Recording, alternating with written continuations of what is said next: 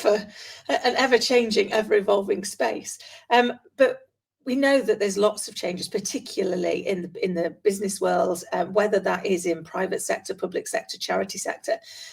What do you think are going to be the changes that are needed in that C-suite moving forward to be able to really respond to what the evolving world needs?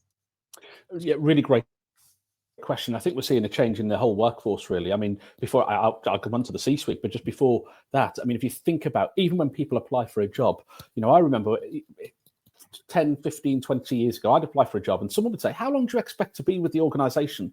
There's no way in a million years I would say, look, I'm going to be here 2 years and then I'm going to go off and do something else. But they'll say that now. They'll say, look, I'll come and work for you for 2 years, for 3 years. I'm going to do a particular piece of work and then I'm doing something else.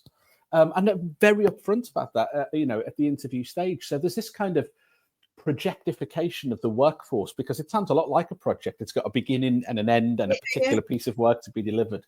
And that extends into the C-suite, right? Because, let's again just take a look back in time and look forward in time. If we think about, again, 20, 30, 40 years ago, if you were to ask most leaders of organizations, so chief execs and so on, how much of your time is spent delivering business as usual versus delivering kind of major change in your organization?